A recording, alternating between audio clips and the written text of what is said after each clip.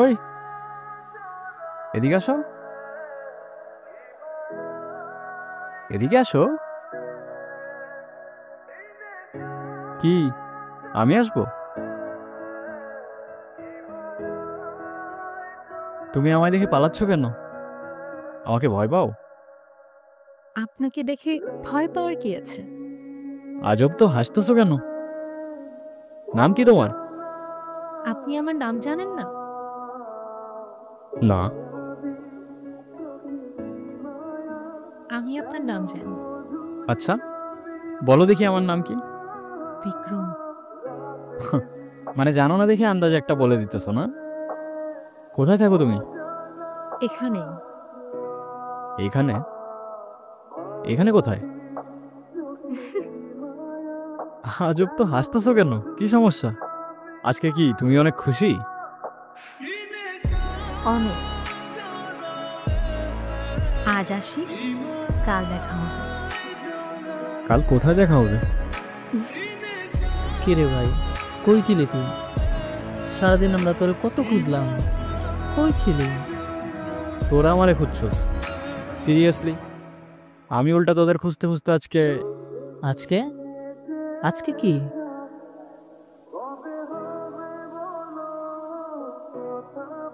কি রে, হাসতেছিস কেন? কিছু না, আজকে অনেক টায়ার্ড লাগতেছে, আমি ঘুমাই পড়লাম। আর এমনিও সকাল সকাল উঠতে হবে আমার। কেন সকাল সকাল উঠে কি করবি তুই? ভাই গ্রামে আসছি, একটু ঘুরে দেখতে হবে না? আজব তো। আচ্ছা, এই তুমি গ্রামে আসবাই না, এখন গ্রাম দেখার জন্য উঠে পড়ে লাগছো? আমার তো মনে হয় অন্য কোনো কাহিনী আছে। কিচ্ছু কাহিনী নাই, ঘুমা। চল তোদের আরো দেখাইতেছি। এই অসীম দাঁড়া, আমি একটু এদিকটা থেকে আসতেছি, বুঝছস? আমি এদিকে কিছু গুগল ম্যাপে জোস জোস লোকেশন দেখছি। চল সবাই একসাথেই যাই। আরে না, তোরা যা, তোরা সামনে গিয়ে দেখ, আমি ওই দিকটায় যাই। যদি ভালো লোকেশন পাই বা সুন্দর জায়গা পাই, আমি তোদের কল দিবনি, তোরা আসিস পরে। আচ্ছা ঠিকঠাক হয়ে যায়। আচ্ছা যা যা, তোরা যা। কি আমাকে খুঁজছেন? আরে না, এমনি হাঁটতেছিলাম। আমি জানি আপনি আমাকে খুঁজছিলেন। আচ্ছা, তো বলো দেখি আর কি জানো তুমি? আমি সবই জানি। আপনার কি পছন্দ, কি পছন্দ না। আমার কি পছন্দ? আচ্ছা বলো দেখি আমার কি পছন্দ, আমিও দেখি আমার সম্পর্কে তুমি কতটুকু জানো। কি হইলো, হাসতেছো কেন? আপনাকে দেখতে না এখন আগের থেকে একটু অন্যরকম লাগে। অন্যরকম লাগে মানে? তুমি আগে আমাকে কবে দেখছো? দেখেছি। তোমার কথার না আগা মাথা আমি কিচ্ছু বুঝতেছি না, কিন্তু তোমার হাসিটা অনেক সুন্দর। আচ্ছা তোমাকে একটা প্রশ্ন করি, তোমার বয়ফ্রেন্ড আছে? বয়ফ্রেন্ড কি? বয়ফ্রেন্ড মানে বুঝো না? এখন কেমনি যে বুঝাই। বয়ফ্রেন্ড মানে হচ্ছে তোমার একটা বন্ধু, যে হচ্ছে ছেলে, আর যাকে তোমার অনেক ভালো লাগে, যাকে তুমি বিয়ে করবা। আছে তো। কে? আপনি? এই যে আমি ঠিকই জানতাম তুমি আমার সাথে মজা করতেছো। আচ্ছা চলো আমার বন্ধুদের সাথে তোমার পরিচয় করাই দিই। না, কেন, কি সমস্যা? আমি তো কারোর সাথে কথা বলি না। কেন? আমার শুধু আপনার সাথে কথা বলতে ভালো লাগে। আচ্ছা। জানেন, আমি অনেক বছর ধরে অপেক্ষা করে আছি কেন, কিসের জন্য? একটা কথা বলার জন্য। কি কথা? কাল বলি। আচ্ছা। নির্জন, নির্জন, কি রে ভাই, কি হয়েছে? মন কই থাকে তো? কতক্ষণ ধরে ডাকতেছি। হ্যাঁ বল, কি হয়েছে? অনেক কিছুই হয়েছে। আমার ইন্টারেস্টিং মাইন্ড বলছে ও প্রেমে পড়ছে। আরে প্রেমে পড়লে তো ফোনে থাকতো, বিগত 4-5 দিন ধরে হয়তো ইন্টারনেটেই নেই। ভাই তোর আমারে নিয়ে এত গবেষণা করতে হবে না। আর শোন, আমার ইন্টারেস্টিং মাইন্ডও আমার এটা বলতেছে যে তোর গার্লফ্রেন্ড তোরে অনলাইনে রাখতেছে। যা। ও হ্যাঁ, আমি তো ভুলেই গেছিলাম, আমার তো চেক করতে হবে। আমি বাইরে গেলাম, ঘরে তো নেট নাই, ছাতার মাথা। কি কি ভাবতেছ? আপনার আজকের দিনটা মনে আছে? না, কি আজকের দিন? নিজেই মনে রাখতে বলে নিজেই ভুলে গেলেন। তুমি আবার শুরু হয়ে গেছো না? এই যে তোমার এই কথা বলে আমি বুঝতে পারি না কেন বলো তো? কি হইলো, উত্তর দাও। উত্তর দেওয়ার জন্যই তো এত বছর ধরে অপেক্ষা করে আছি। তো দাও। আমিও আপনাকে ভালোবাসি। মানে? সেদিন ভয়ে আমি আপনাকে বলতে পারিনি, কিন্তু আমি সব সময় শুধু আপনাকেই ভালোবেসেছি।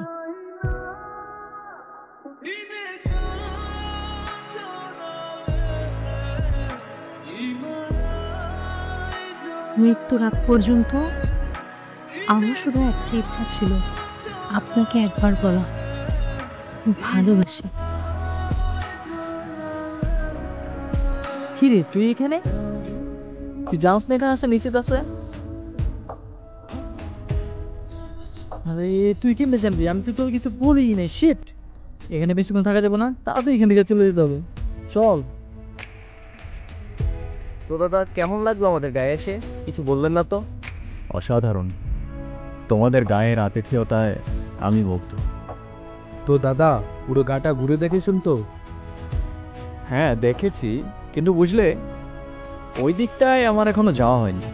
ওই দিকটায় কারা থাকে? ওই দিকটায় কেউ থাকে না দাদা, ওই দিকটায় যাওয়া বারণ আছে। কিসের বারণ?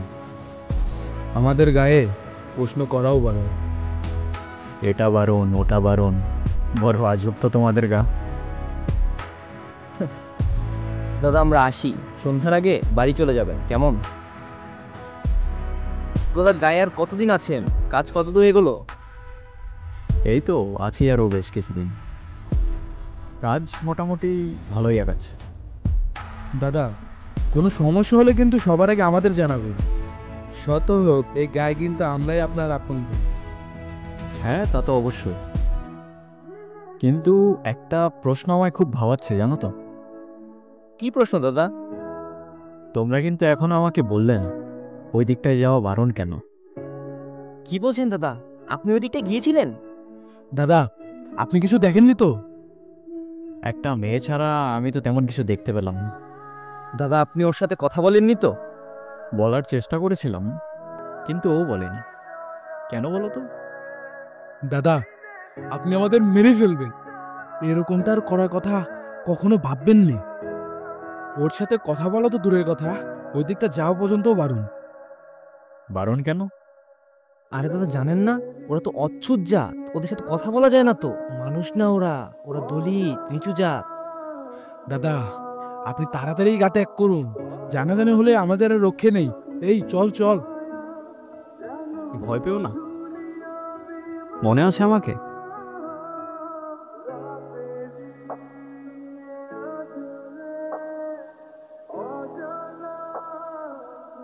তোমার নুপুর।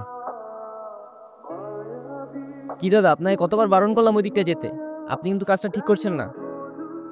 তোমরা কি ভেবেছো আমি তোমাদের কথায় ভয় পেয়ে যাব? শোনো, তোমাদের এই কুসংস্কার আর কেউ মানুক না মানুক আমি মানি না। দাদা, আপনি কিন্তু কাজটা ঠিক করছেন না, এরপর কিন্তু আমরা আর কিছুই করতে পারবো না। তোমাদের আর কিছু করতেও হবে না। 10 বছর বয়স থেকে নিজের ভালো নিজে বুঝতে শিখেছি। জীবনে কত কিছু দেখেছি, তোমাদের ধারণাও নেই।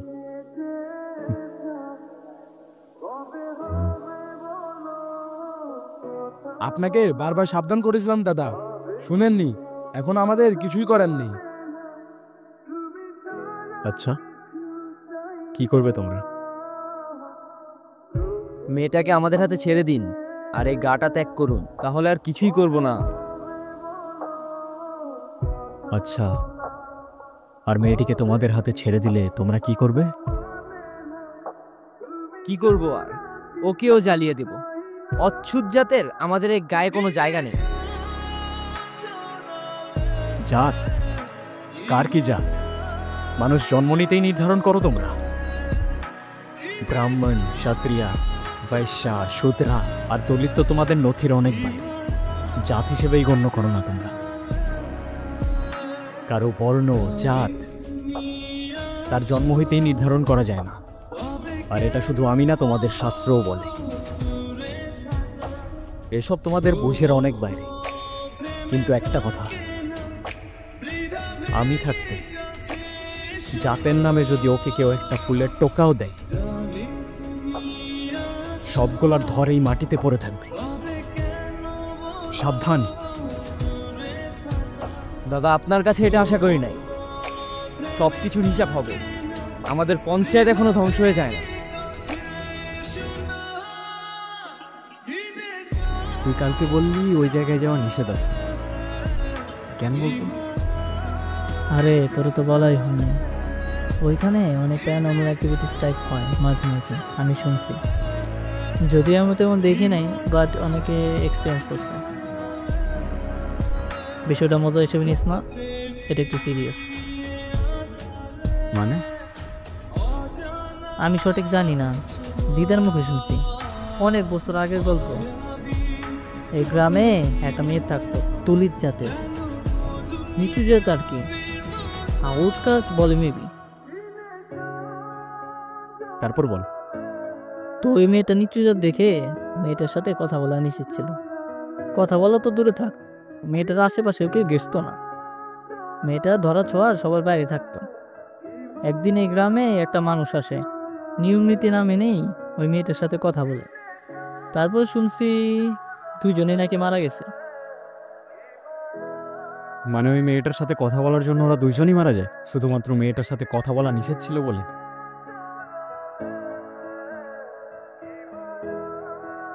দাদা, আপনি হয়তো ঠিক ছিলেন, আমরাই ভুল ছিলাম। আমাদের মাফ করে দিবেন দাদা। মাফ চাইতে হবে না, তোমরা তোমাদের ভুল বুঝতে পেরেছো, এটাই অনেক। আপনার চিন্তা ভাবনা হয়তো ঠিক ছিল, কিন্তু আমরা আমাদের সমাজে অচ্ছুত জাতের কোনো জায়গা দিতে পারবো না।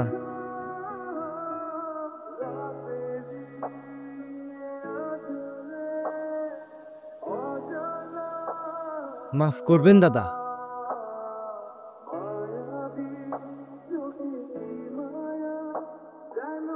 জাতি, বিভেদ, বর্ণ, গোত্র মানুষ আজও ছাড়তে পারে নাই।